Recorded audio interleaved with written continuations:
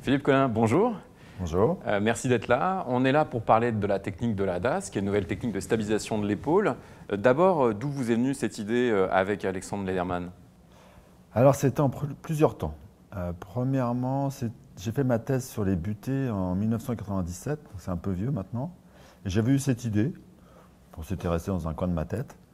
Et puis, il y a une dizaine d'années, j'ai eu un fellow chinois et on en a parlé. On est allé au Labo Nanat, on l'a fait. On a fait une vidéo qui n'était pas de très bonne qualité. Et puis pareil, c'est resté en jachère. Un soir, les CFA avec Lederman, c'était il y a 4-5 ans maintenant. Je lui ai refait part de cette idée et je lui ai dit mais je pense que ça passera pas. Et il m'a dit non mais c'est génial, il faut absolument qu'on le fasse, t'as raison, on fonce. Et à partir de là, on a vraiment pédalé à deux et on a avancé. Et quel en est le concept globalement de cette technique? Alors l'idée c'est vraiment que dans la butée, on a un effet hamac. On ne pense pas souvent à cet effet, c'est le fait d'abaisser le sous-scapulaire. C'est le début de la butée, parce qu'en fait, ce qu'il faut savoir, c'est que la butée, c'est né après le trillia, et l'effet du trillia, c'est d'abaisser le sous-scapulaire pour pouvoir bloquer la tête. On appelle ça l'effet hamac. Et vraiment, c'est ça, c'est-à-dire qu'on retrouve l'effet hamac, l'effet de départ, trillia, butée, DAS, on a une logique en fait.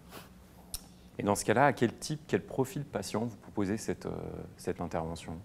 On a fait des études biomécaniques pour voir jusqu'où on pouvait aller en termes de perte de substance osseuse. On peut aller jusqu'à 20% de perte de substance osseuse.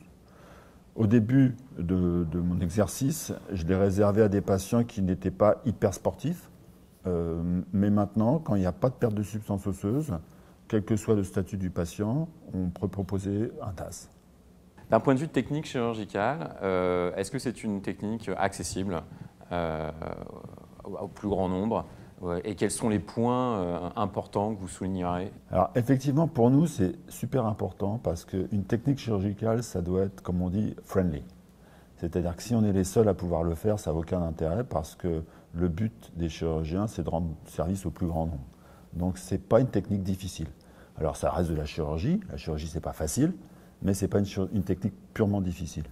Il y a deux moments techniques qui sont un tout petit peu plus, où il faut acquérir une méthode, et on a des labos ici pour ça, c'est aller chercher le biceps, parce que souvent on va le chercher un peu haut, alors que assez bas, c'est assez facile de le prendre là, ça c'est le premier point. Et le deuxième point, comme pour une butée sous arthrose, c'est de passer à travers le sous-scapulaire, mais en fait avec une nouvelle technique qu'on a développée avec un clou de Wissinger, ça se fait assez bien. Donc il y a ces deux petits écueils qu'il faut passer, mais qui ne sont pas très hauts. Et le reste, c'est assez accessible en fait. Bah écoutez, Philippe, merci d'avoir répondu à ces quelques questions qui, j'espère, apportent de la lumière sur cette nouvelle technique. Merci à vous et puis merci Arthrex.